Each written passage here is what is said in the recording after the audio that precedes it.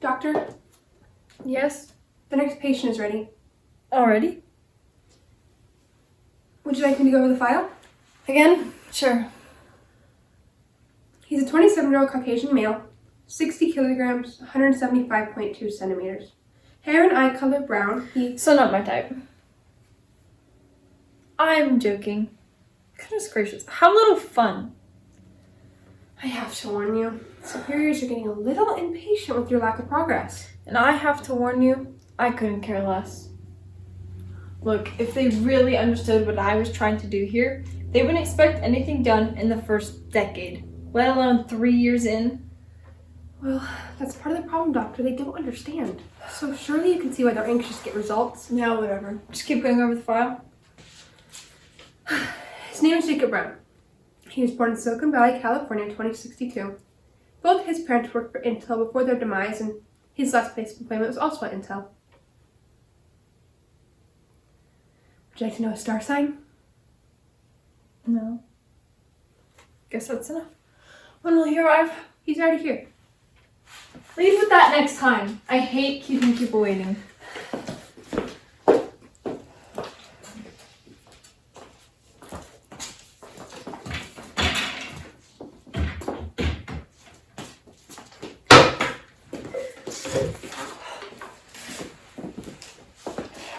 Name, Jacob Brown.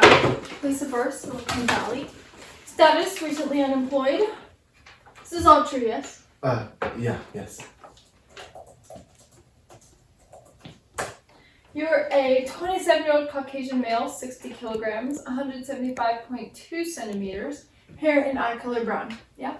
Yeah, that sounds great.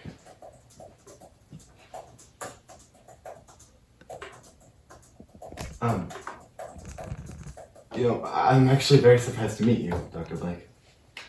Oh?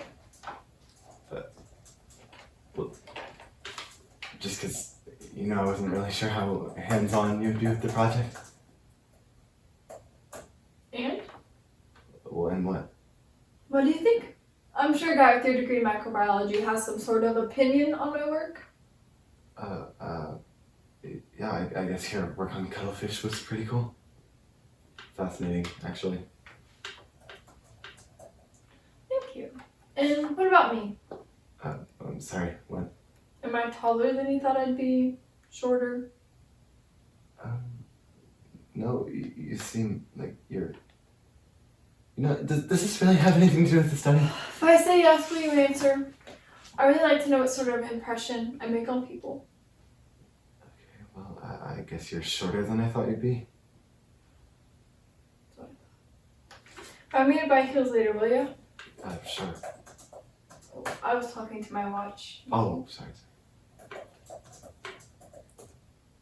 Okay, now Mr. Brown, I have just one more question before my assistant comes in and briefs you on what you'll be doing. Why are you here? Well, I wasn't very happy with my professional life. I guess the money was nice too, but really, I just wanted to try something different. You know the risks of this study, right? Yes. So why leave a 6-figure job and sign up for this? An 8-week study for only $10,000 with extremely high risks? That doesn't seem very logical. Well, Could your decision to join the study have anything to do with your father's untimely death just 2 weeks ago? I hate to be rude, Doctor, but that's really none of your business. Fair point. My assistant will be in shortly to brief you on the respiratory first procedure.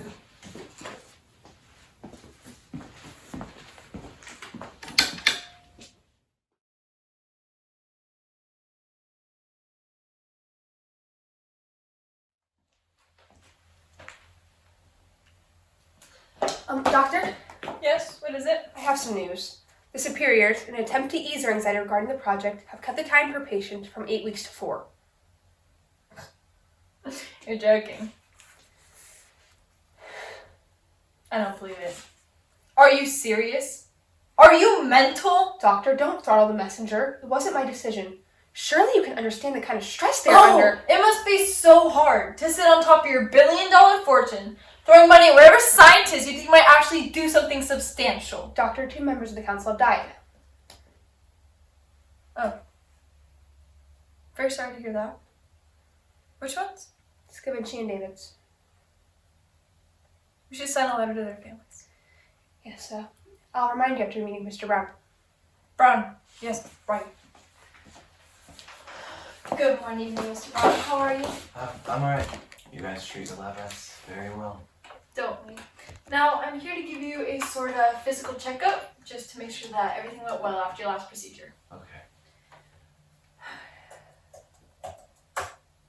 Alright, first order of business. Have you noticed any drastic mood changes such as extreme lethargy, depression, or overwhelming anxiousness? No.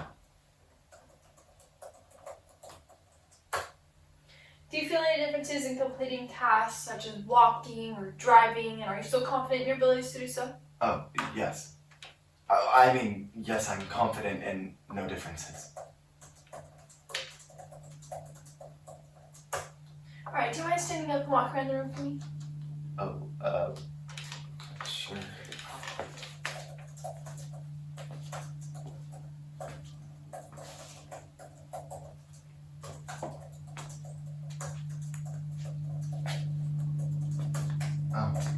But are you sure these are the right questions? Positive. Why do you ask? Yeah, never mind. You're the professional. You can sit down now.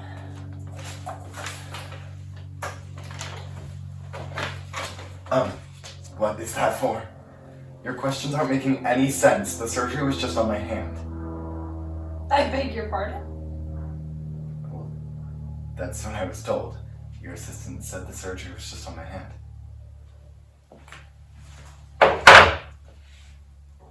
You're right. I have the wrong sheets. Alyssa! Outside now, please. Now, Jacob, the patient, is under the impression that the last surgery he went under only replaced his right hand.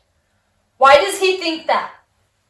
Well, I took the liberty of helping to, speed up the procedure so that they better fit the new timeline. But I didn't want to alarm Mr. Brown, as you know how easily that can happen.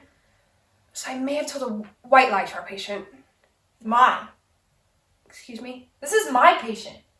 My study, my $1 million sandbox, my technological advancements, my work, not yours. Forgive me, I misspoke. You've been good to the study, but I think it's time you leave. I beg you. Come on, figure it out! You're fired! Well, that's the other thing. You've never directly spoken to the council. I've covered all communications from them. So they made me... I offered Don't to... sugarcoat it. Tell me. They're very pleased with my work and reports of keeping you in check. They believe I'm essential to the sustainability of the study. So if I were to be fired, they'd stop funding me. Yes. Fine. Whatever. Screw them. And screw you too! What was that all about? Alright, okay, listen. I'm just gonna say this bluntly. You were under the impression that the last surgery you went under replaced your right hand and made it completely bionic. Yes. Well, that did happen in the last procedure. However, my assistant declined to tell you that the procedure would also be replacing your legs. Surprise. You mean these aren't my legs? No, they are, but just like your hand, they're completely bionic. So why didn't you tell me? Well, first of all, that wasn't my decision. Secondly, we didn't want to alarm you, but the time I have per patient has been cut in half, which means you'll be out of here sooner, hopefully. Wait, what do you mean you didn't want to alarm me? Well, something like this can often come as a surprise to someone who wasn't expecting it. Yeah, no kidding.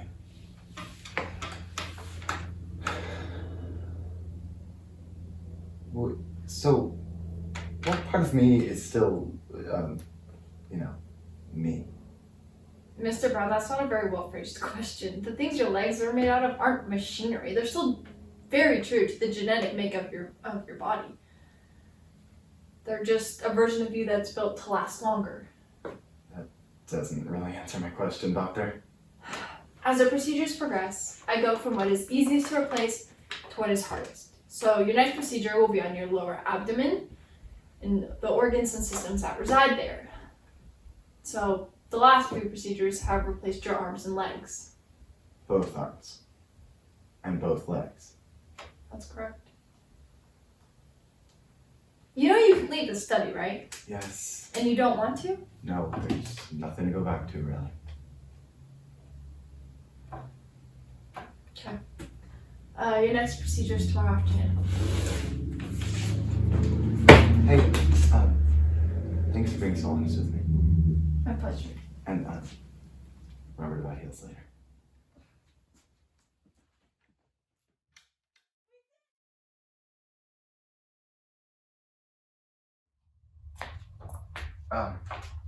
Hello. Hi! I figured I wouldn't keep you waiting too long before seeing your actual procedure.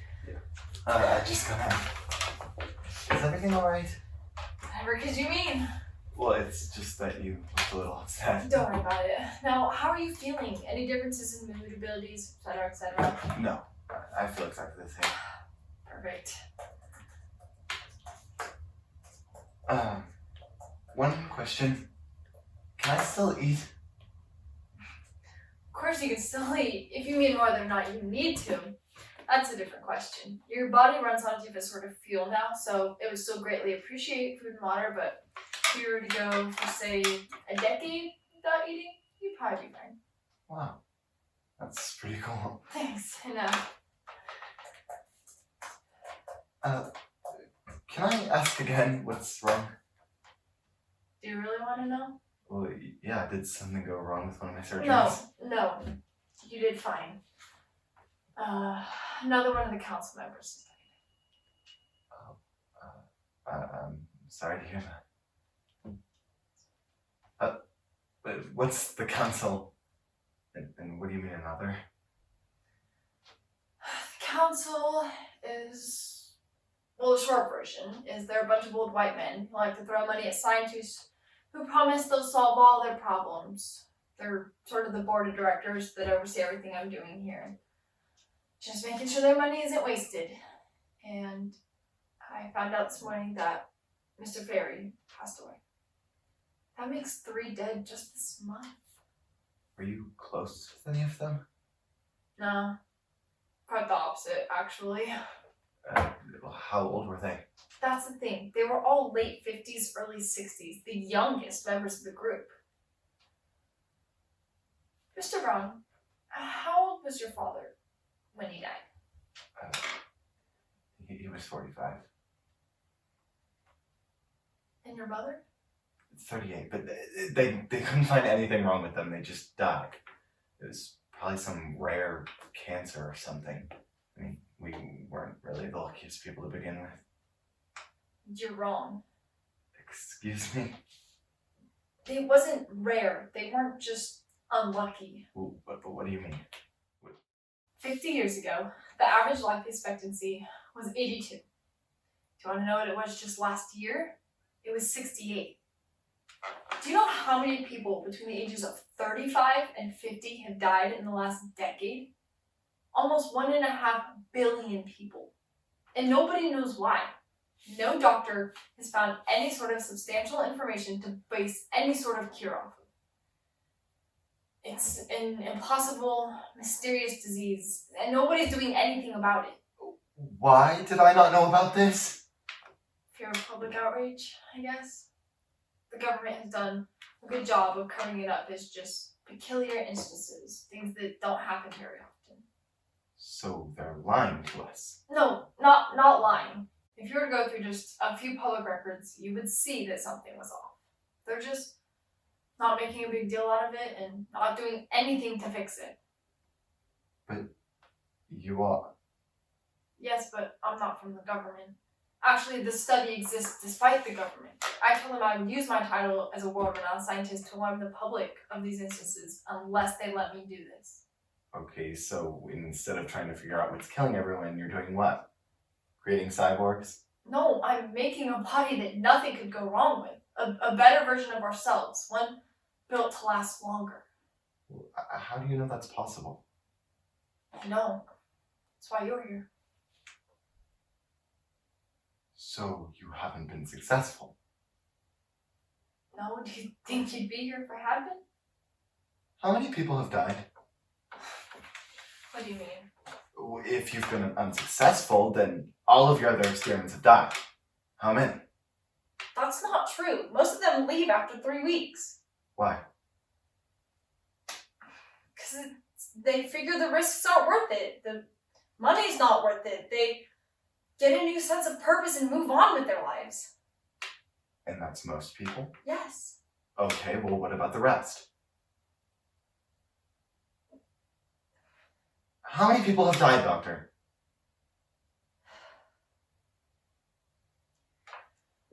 At the end of the study, we've had 5 fatalities. All in the last procedure.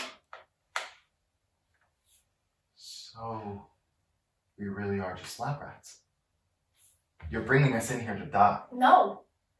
Yes. At least I'm trying to do something. Yeah, that doesn't count when you're killing people. Well, who decides that? Yes, there is blood on my hands, but that is the risk that I am willing to take in order to save humanity. Are you really saving humanity? Or are you transforming it into something it was never meant to be? When you signed up for this study, did it not say how experimental it was? Did it not say that there was a high risk for permanent damage? Permanent damage is one sneaky way to put it. I asked you before, why are you here and why do you stay? Could it really be because of unhappiness for something as inconsequential as your job? There is nothing in my life to go back to. After my dad died, well, I have no close siblings, no close cousins. None of my coworkers care about me. I don't even think they know my first name. And at 27, you have no hope for change? No hope for your future? No. Why should I? According to you, I'll likely die within the next decade. You also might not. The last procedure you go through will be your last. What is it? It's on your heart. Why does it always fail? I don't know. The way your body's built, it shouldn't even need a heart. It doesn't need blood. It doesn't need oxygen. But every time.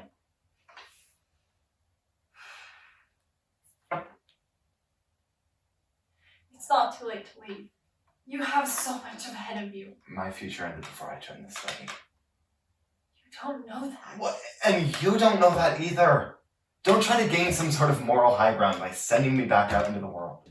That's not what I'm trying to... Then what are you doing?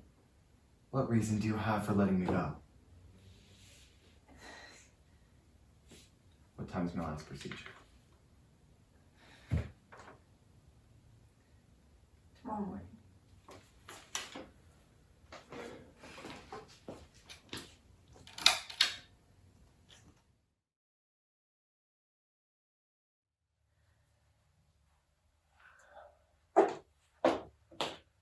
The procedure is done, Doctor.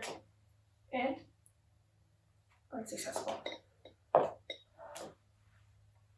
When will the next patient be ready?